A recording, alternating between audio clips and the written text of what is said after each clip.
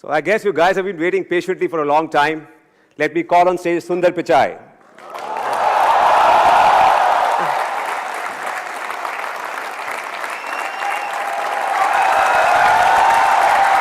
Welcome.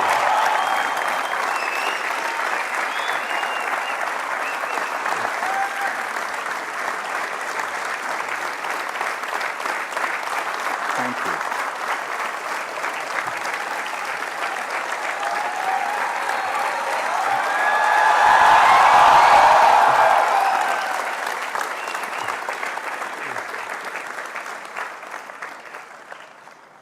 So welcome Sundar to IIT Kharagpur. As you can see, you don't need much of an introduction here. You're a rock star on campus. We have over 3,500 students here in the amphitheater and outside. Hopefully they're not Waiting too for you, warm. to hear It from looks you. hot there. Yeah. So tell us, I mean, how does it feel to be back at IIT Kharagpur after 23 years? I mean, it is, last time I left, I was making my way to the train station. I was pretty sad to be leaving college. It was an amazing 4 years. I haven't been back since then, so it's, it's extremely nostalgic. I had a chance to come and go back and see the hostel and the wing Beat Up West in Nehru Hall, where I stayed. And I can see there are a few Nehruites out there. But it's been phenomenal to come back. Did you ever imagine that you would be here 23 years later, sitting in an amphitheater like this in front of 3,500 students? No, definitely not. I was, I think, as most people here know, getting into IIT is hard work. And so when I came to college, I was just looking to have a good time. It was a great 4 years. So I hadn't thought that further along. But it's definitely great to be back here. Okay.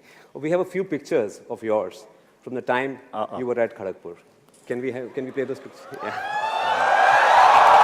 What do you say? I guess that's my wingmates from Beat Up West. We literally didn't have cameras or phones back then, so it was a pretty. We have very, very few photos from them. So yeah. And the second photograph, please. Do you remember this? I'm not fully sure which is it. Harry's or Harry's? Yeah, Harry's. There you go. It's a place where we all used to get together and eat, and so that's a picture from there. What was the mess food like at that time?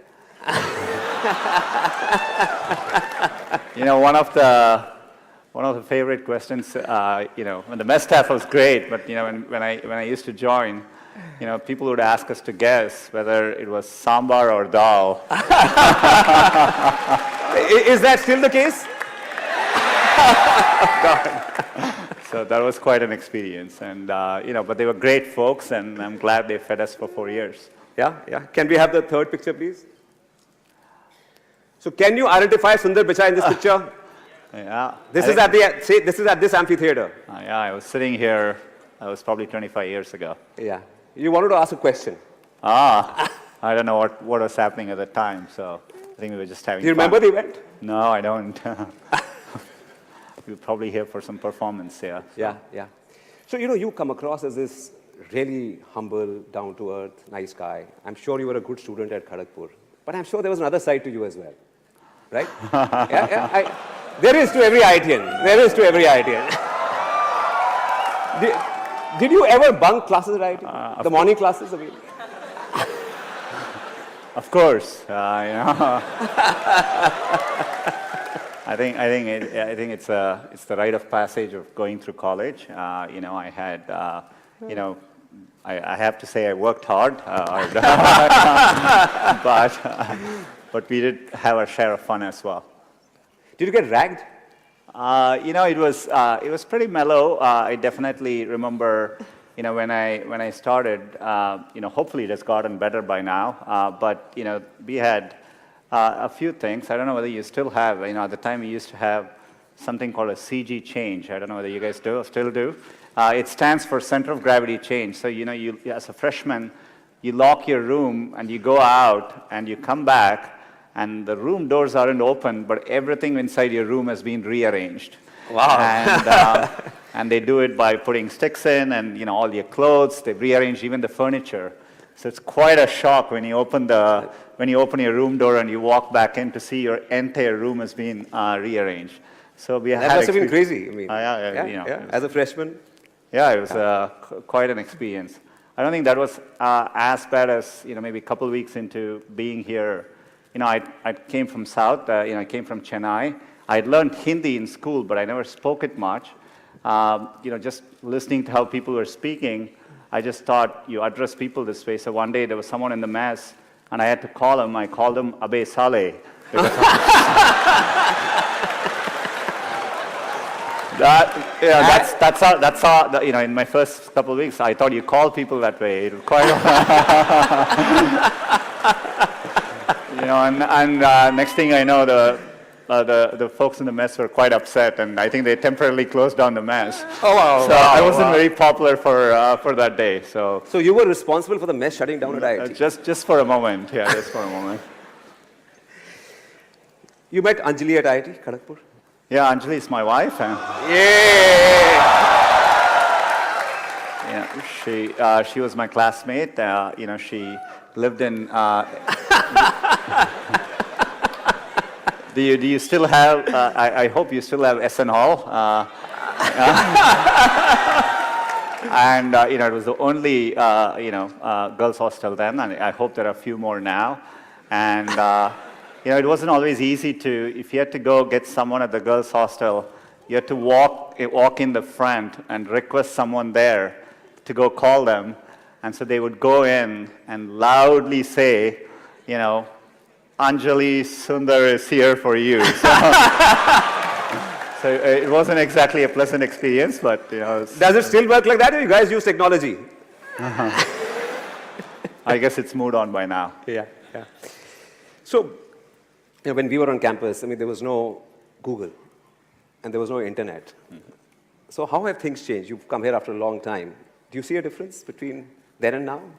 Of course, I come to India regularly, and the rate that Rajan spoke about it, the rate at which things are progressing, at least digitally, has been phenomenal, and you see it in every way. Of course, we didn't have phones there. I remember waiting for a long time to get the first rotary phone in our home, and it was a long wait to get that. Didn't have access to computers growing up. Saw the first computer here for a little bit. We had to book time at the computer center. Book time, carry floppy disks. And floppy disks, It's a very different world. So, clearly the progress has been phenomenal. Mobile is an amazing revolution for India. You have over 300 million smartphones. So you see the change, palpably, across everything I interact with. Though I have to say, walking into Nehru Hall, looking at my dorm, it still looks exactly the same as it did 25 years ago. So some things don't change, which is for the good, I guess. Right. As you know, we have so many students here, and we asked them to send their questions, and we got about 1,200 of them. So we've chosen a few, for you to answer. So if we can move to the first student, Sheikh Muhammad Samir. Can we have your question, please? Yeah, over there in that corner. Sheikh Muhammad Samir. You must have sit here, so you know how glad we all are about you. Every student is anxious about your replies, and professors are happy that a student of theirs is in such a position. I want to ask, every student aspires to be in a respectable position. So when did you feel that you reached a checkpoint? When did you feel, I'm going to change from an alumnus to a distinguished alumnus? I don't get to make that decision. I think it's a decision by the faculty here. I think I always approached it as I look to do something I really like doing. I'd always wanted to build products, and in my life, getting access to computing made a big difference. And so I've always wanted to work on computing, build computing products which could reach many users. And that's what I've been focused on. And so I think it's an end result of that. So. Okay, can we have another question from Chiranjeev Singh Rathod? Yeah, over there. Hi, sir. Sir, my question was, we are students, and you are very humble, but there must be some crazy things you've done when you were in campus. So any of those memories? What was the craziest thing you did at IIT Kharagpur? You mean crazier than calling somebody Abe Saleh in the gym? I mean,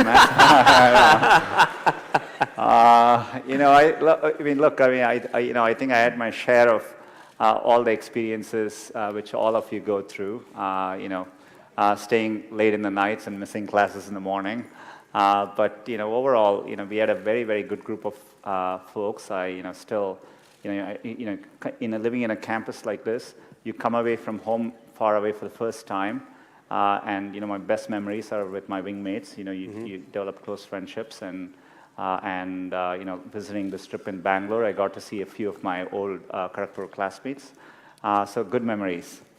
Oh, wow. So shifting gears a bit, 10 years after you left IIT, you joined Google. It was 2004 or 5? 2004. Yeah. And 10 years later, you were running Google, the world's most innovative technology company, right? The Google products just grow on you. Google Search, YouTube, Android, Maps. What is it that drives innovation at Google? I think we've always had an ambitious approach to it. We call it internally as 10x or moonshots. We try to work on things which, the criteria we think is we want to work on things which people will use every day. Mm-hmm. It will apply to billions of people, and it solves a real problem for them. So that's the bar. So anything we try to do, we think of it that way. And so we aim high. We try to use deep computer science to anything we approach so that we can have a differentiated approach to solving it. And you want to aim high enough that you fail, a few times. I think that's the natural part of the process. In fact, Larry used to say, if you work on really difficult things, you're better off because you have no competition. Others aren't working on that difficult a problem. And even if you fail, you end up doing something great in the process. And so I think that's the philosophy which has guided us all through these years. So you don't touch anything which is not relevant for at least 1 billion users. We think, if the product is successful, that everyone should be able to use it. It applies to everyone. And Maps is a good example of it. If you think about it, understanding the world around you is a real human need. It applies to everyone. So we tend to focus on those kinds of problems, and that's what drives this. You've been talking lately a lot about machine learning and AI. AI was talked about even 25 years ago when I was at IIT and when you were at IIT. What has changed in the last 2 or 3 years? Why has AI become suddenly, and machine learning suddenly become the new buzzword? I think the biggest advances you're seeing is largely due to two things. The techniques which we use in deep learning, deep neural networks, have been around for many years. But early on, they weren't that effective because you just didn't have the computational power to run these algorithms. Just for the past many years, the computational power has dramatically increased. So when you run deep learning on the latest computation, and with access to better data, you get dramatic breakthroughs. So for example, we recently launched Google Translate, and this is machine translation, and using our deep learning systems, the translation quality improvements just in the last year is bigger than what we've seen in the past 10 years cumulatively. Wow. So it tells us that the ability for computers to do these kinds of tasks, be it image recognition, speech recognition, voice recognition, it's really hitting a tipping point. So I think we are definitely in a point of inflection, and we are investing a lot as a company here. And I can't wait to get these benefits to as many users as possible. I think it'll really drive the next wave of computing. Excellent. You were in Bangalore. You met startups in Bangalore. And I heard you say that there's nothing really missing as far as startups in India go. They're as good as startups elsewhere in the world. But there's one thing which sort of, we also invest in startups, and we face this problem as well ourselves as a company, that the Indian market is not large enough to invest a lot in technology. So, so how do you, in a situation like this, compete with MNCs, which have large investments in technology? No, I think it's a good question. I think part of the problem is in India, the potential is there, and the market is developing. I think it'll take a few more years for it to fully realize the potential.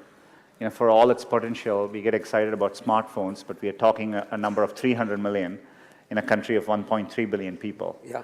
And not all of them have good connectivity as well. So I think the market, the digital market is still developing. And so that's the problem you run into. And so as companies getting built here, it's difficult to scale across India and reach that full potential, which gives you the resources to go compete internationally. But I think it's just a moment in time.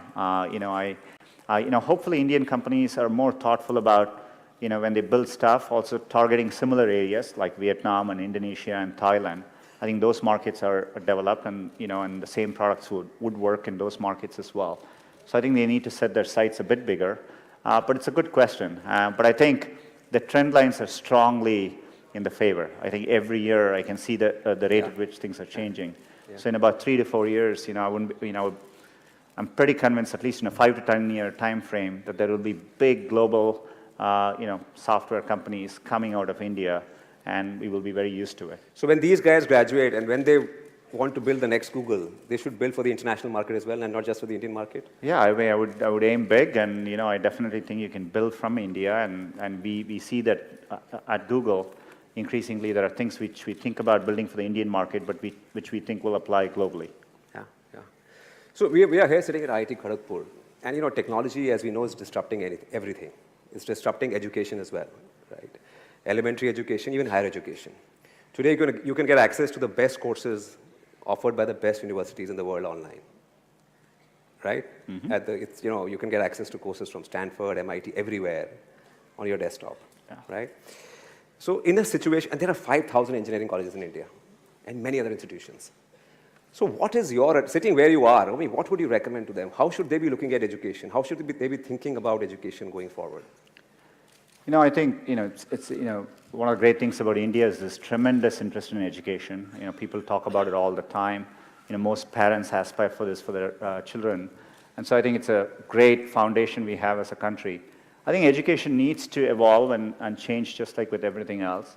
In my experience growing up here, I think there's a lot of emphasis on, spending time on the books and, learning things academically. Yeah.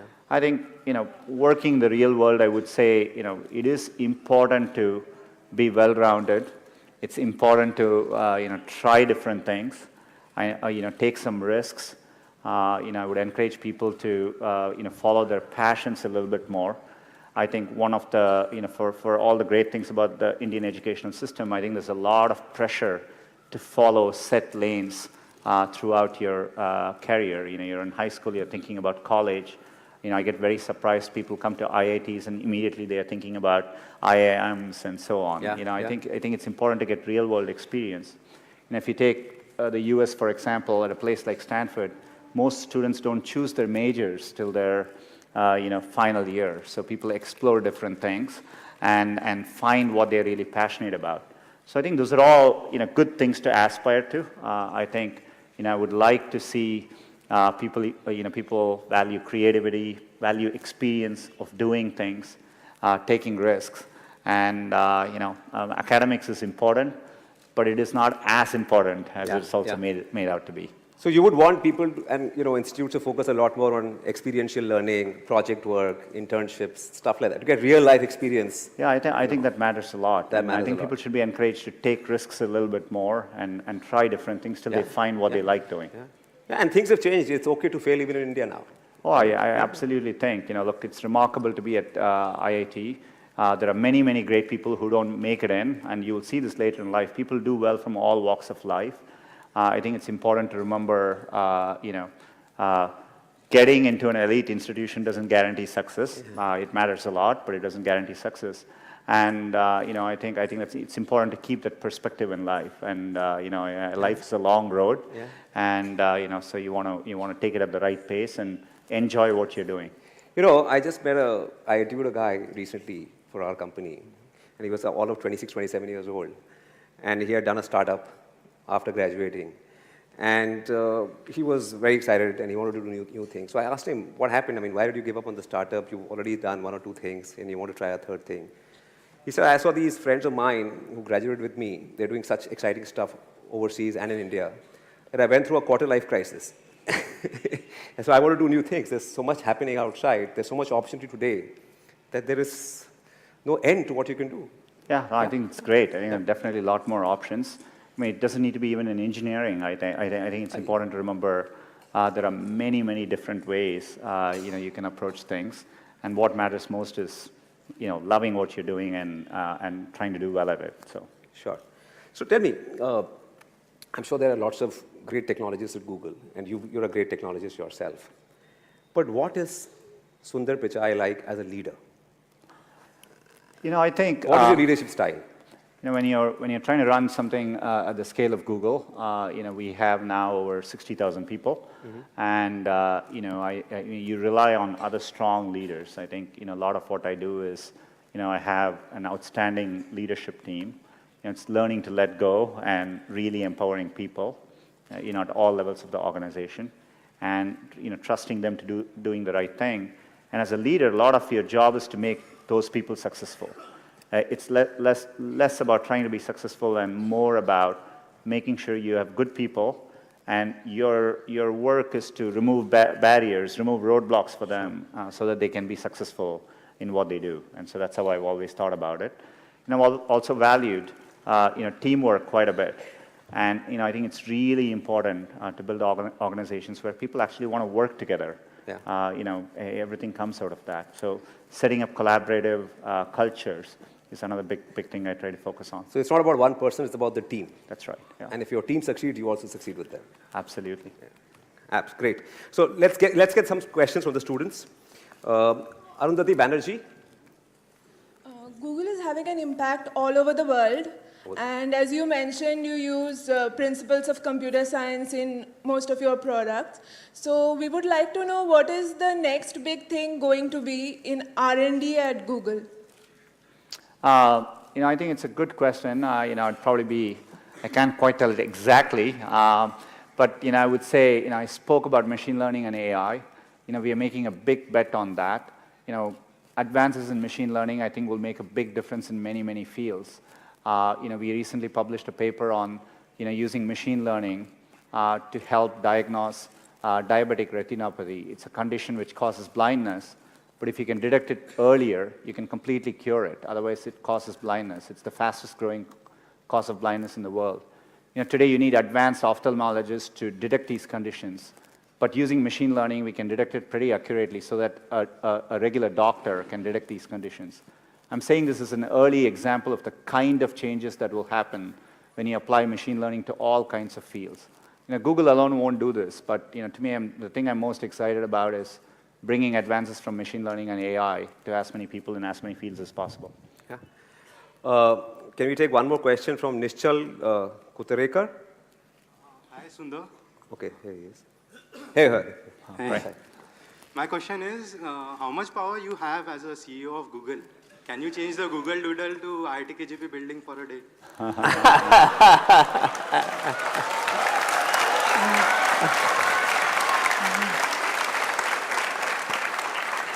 I'm going to send a message to the team.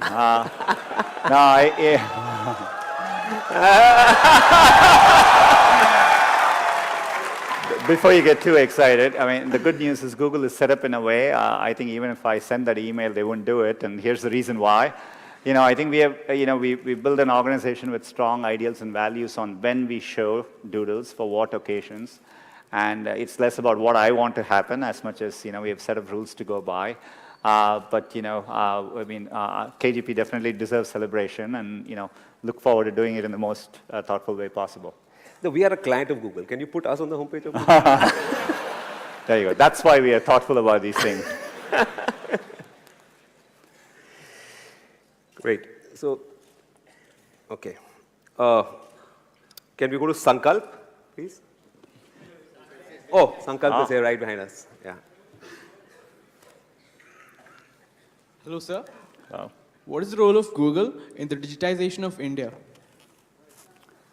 I think, it's very much with our, core to our mission statement. As I said earlier, we really try hard to build products that work for everyone in the world. Search works that way, and so, when we look at India, the main areas where we have really focused on is a few things. To really make a difference in India, you need to get Google working in as many languages as possible. English is only spoken by a small segment of the overall population. So just getting Google to work in other languages is a big focus. We've made progress. today in Android with search. We support many languages, but we want to do all that better so that it works even in rural situations with the right dialects and so on. The second is improving, getting access for people. So, I would love to see cheaper smartphones, entry-level smartphones. I think to really, we need to bring the prices down even more, maybe at a $30 US level for India for entry-level smartphones. And connectivity is extraordinarily important. This is why, we've been working on the Wi-Fi project. We have connected 100 railway stations. I heard the Kharagpur railway station has Wi-Fi.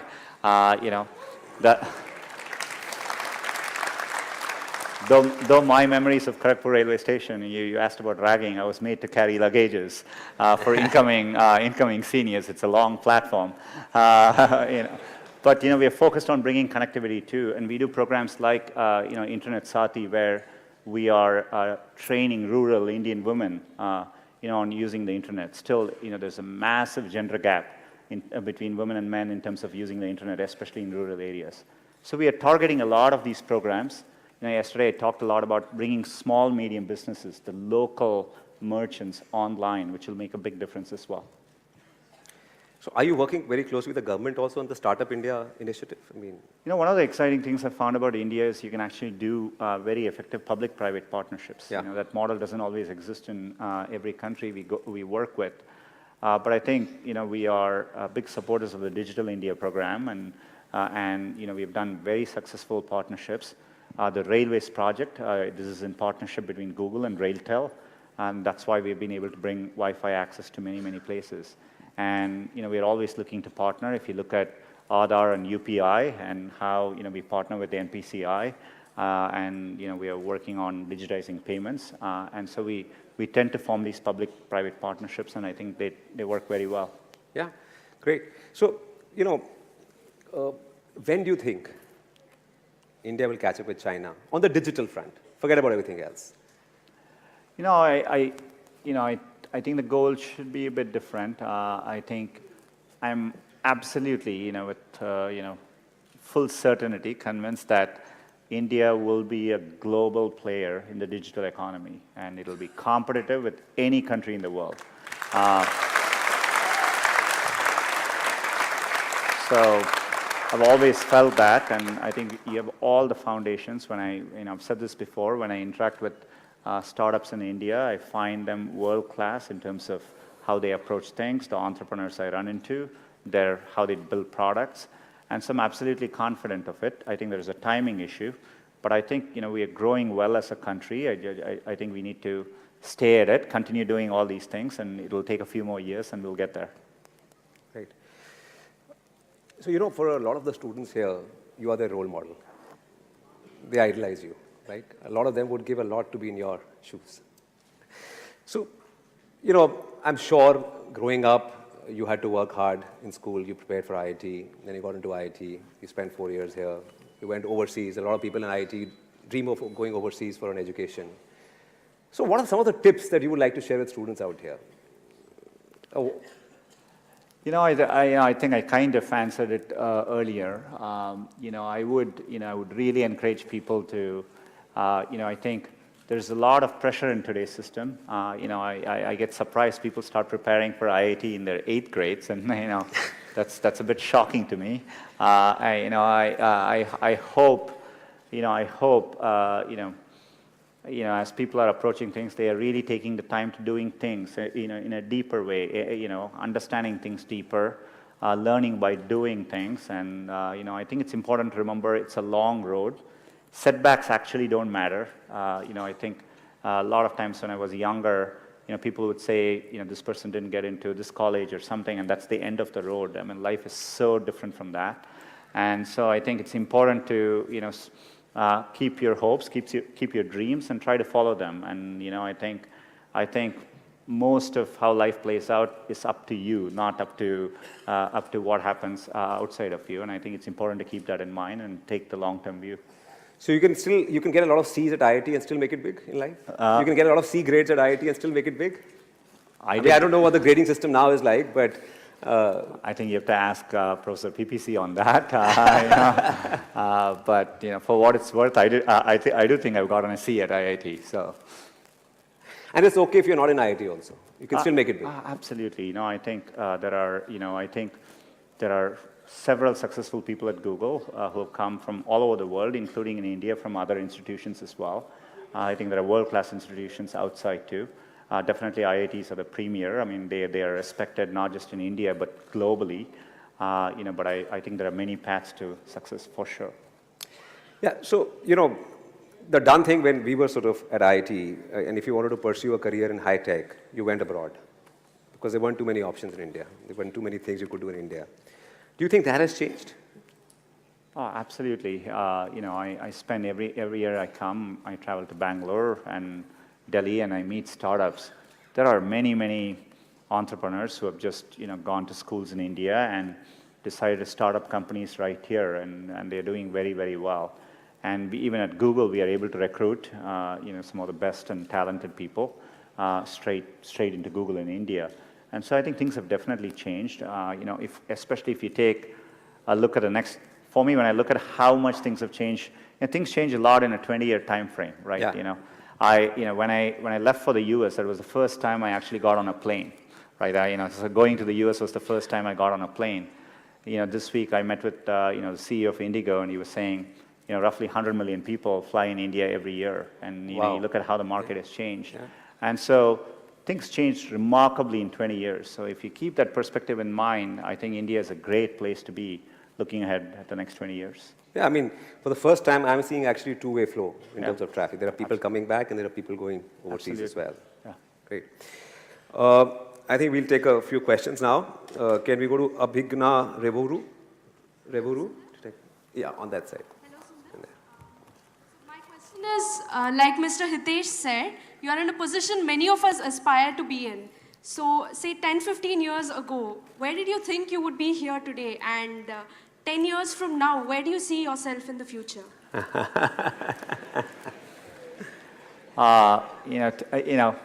10-year shifts are really big. Just so you understand, in the 80s, mid-80s, the personal computers came into being. 10 years later, the internet came into play. 10 years later, smartphones came into play. So in 10 years, things shift around so much. I'm not sure what I'll be doing in 10 years, but the thing which still keeps me going is the desire to build products which will be used by billions of users and makes a difference for them. Hopefully, I still have a chance to do that 10 years from now. Yeah, great. Naman Gupta, can we take a question from Naman Gupta, please? Hi, Sundar. What's your advice for a student of mathematics like me who is not studying core computer science? How can I get a job at Google? How can we work at the dream company Google? So how many people here want to work for Google? Yeah. Wow. Maybe we should open a campus in Kharagpur. The good news I would have for you is, mathematics is foundational. Earlier I talked about machine learning. If you look at what machine learning is, a lot of it is just, most of the, to do real improvements in machine learning algorithms, it's all mathematics. In fact, I think it's easier to train a good mathematician, train them on the computer science needed to become a machine learning expert than the other way about. So, I actually think you're on a good path, so keep doing it. Thank you. Okay, I have a question from Shaurya Kumar, who could not be here today. Yeah? Can you tell us what you remember from your job interview at Google way back in 2004? I interviewed at Google on April 1st, 2004, which is April Fool's Day. And Google had just announced Gmail, and it was invite only, and so but people weren't exactly sure whether it was an April Fool's joke. And so I remember doing my interviews during the day, and people kept asking me, "What do you think of Gmail?" But I hadn't had a chance to use it. I thought they were, it was an April Fool's joke. So my first 3 interviews, I couldn't answer it well because I didn't use the product. It was only in the 4th interview when someone asked me, "Have you seen Gmail?" I said no, and so he actually showed it to me. And then the 5th interviewer asked, "What do you think of Gmail?" And I was able to start answering it then. So the final 4 interviews, I actually told them about what I think of Gmail and how to improve Gmail. And that's my interview experience like. Somebody in the middle also took me to have ice cream in the middle, which showed me Google was a very, very different place as well. So that was how my interview process went. But is it true that everyone at that time was interviewed by Larry Page as well? I was one of the first people, I think, I joined Google when we were over 1,000 people. And Larry, just at that point, was the first time he had stopped interviewing people. Oh. So I still joke around that I got into Google because Larry didn't interview me. So. Great. Can we have a question from Beena Kumari?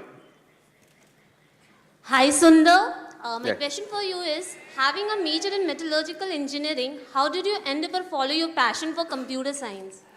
It's a part which I was telling, it's a long road. I always enjoyed programming. I still remember learning Fortran, for those of you who know that language, at KGP here. And I always enjoyed programming, so I did that on the side, and that became something which I pursued, because I really enjoyed doing it. Yeah. Can we have a question from Ashish Dhiman, please? Ashish Dhiman? Okay, there at the back. Hello, sir. My question to you is, during your stay in KGP or Stanford, did you ever get that feeling of future insecurity? Like, will I be able to make it? Will I be able to stand out and make a place of my own?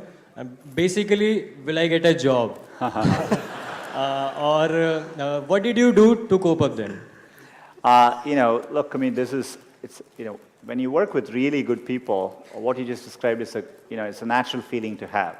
There are definitely at times, I've worked with amazing people at Google. I've been in a room where I felt, look, these people are better than me at what they're doing. And, in fact, at Google, we talk about this for many, many new people. Sometimes they come into Google, and we have a phrase for this. We call this the imposter syndrome. People commonly say, well, I don't belong here because, people around me seem very, very good. And I think any elite institution, I'm sure it's true at IIT here, you're always surrounded by very good people, and I think there are moments when you feel what you just described. Yeah. I think it's natural. If anything, I would say you almost always want to feel that all through your life, because that means you're working with people who are very, very good, and and that's really important. So you always, if you feel very comfortable in what you're doing, I don't think you're pushing yourself enough, and so I think you always want to strive to be in environments where you feel the people around you are a little bit better than you are. Thanks.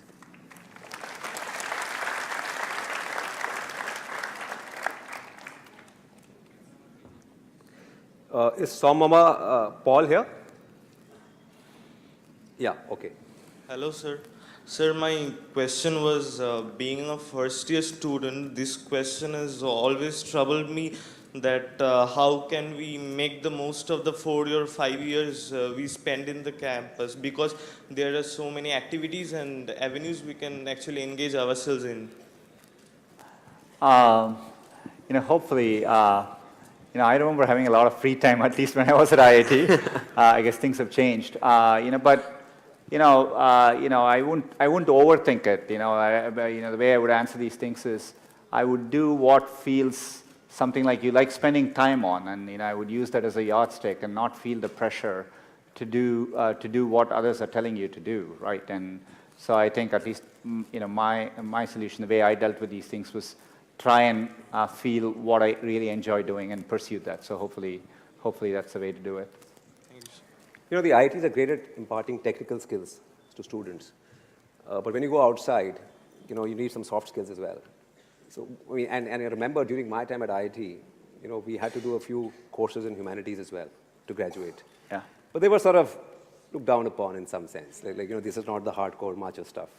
So what is your feeling? What do you think? Should students be developing themselves holistically? Should they be spending time on stuff outside the core technical stuff to get a wider perspective? I think so. I think it's good. I regret not having done it more when I was here. But when you look at the cultural festivals which happen at IITs, or I'm not sure whether you still do the Diya festival during Diwali, and and so things like that are great to get involved in. Yeah. I think anything like that, doing more things and just getting a more well-rounded experience, I think actually makes a real difference. And to your point around even courses in humanities. Writing is an important skill in life. Spending time learning how to write better, all those things end up mattering. Great. We'll now move on to what is called a rapid fire round. Have you seen Coffee with Karan ever? Here and there, on YouTube. Okay. Well, we won't put you we'll put you in the hot seat, but we won't ask you very tough questions. Okay, great. Thank you. Okay, but in the interest of time, many of these questions are from students, but I'll sort of take them. So the first one is from Vishal Sharma. How do you spend your free time? Free time. Do you have free time? Definitely. I have young kids, so I try to spend it with them. I love watching cricket and soccer. If I get a chance, I do that too. So try to stay in touch with friends and family. How old are the kids? 13 and 9. 13 and 9. Yeah. Okay, this one is a tricky one from Amol Sakhle. What was your GPA at IIT? I would say, too embarrassed to admit it after my first year, but really good the next 3 years to make up for it. So that's how I would say. So there's hope. Year 1 students, if your GPA is low, there's still hope. Okay, this one is from Surajit Mura Singh. Who was your idol during your BTech days? Many. I would say many people. I admired people from all walks of life. This week I met Mr. Narayana Murthy. Had a chance to have breakfast with them. Admired people like that who put India really on the map globally. I love watching cricket. Love watching Tendulkar play. Tendulkar started playing when I joined IIT, so things like that. The next one is from me. Okay, the next one is from me. Who's your favorite Bollywood actress? Wow.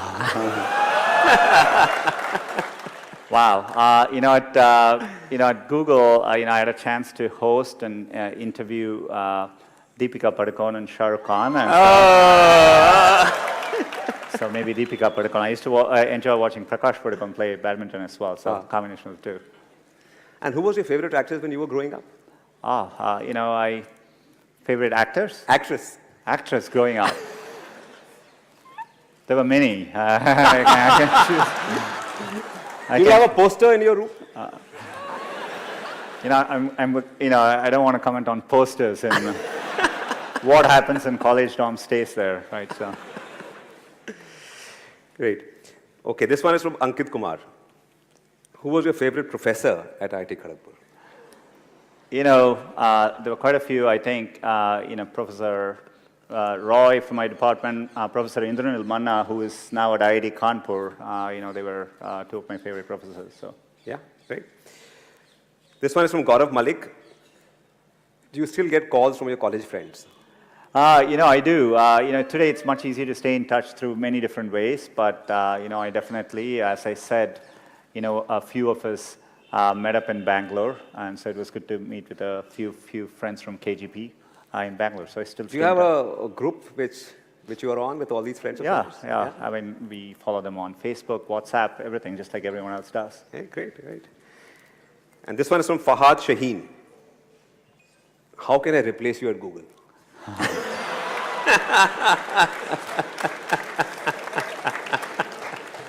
I would tell him, be careful what you wish for. But happy to discuss this with him over a cup of chai. So.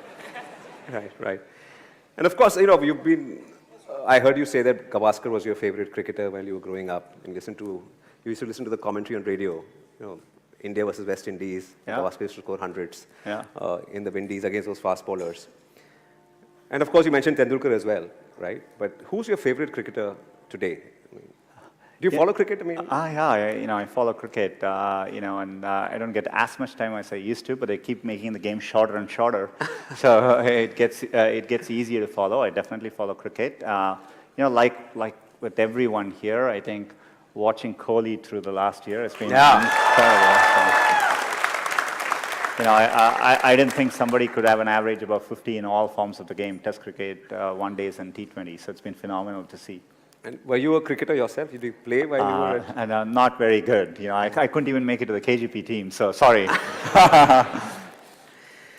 Okay, great. I think Sundar, it's been awesome talking to you.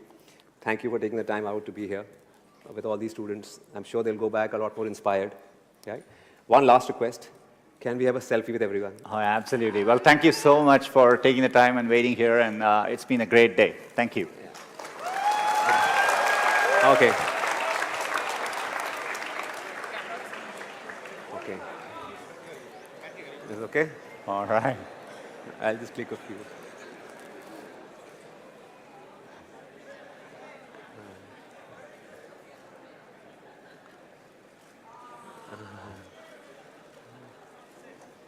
All right. Thank you so much. Thank you. Yeah, thank you. Oh, one with these guys as well.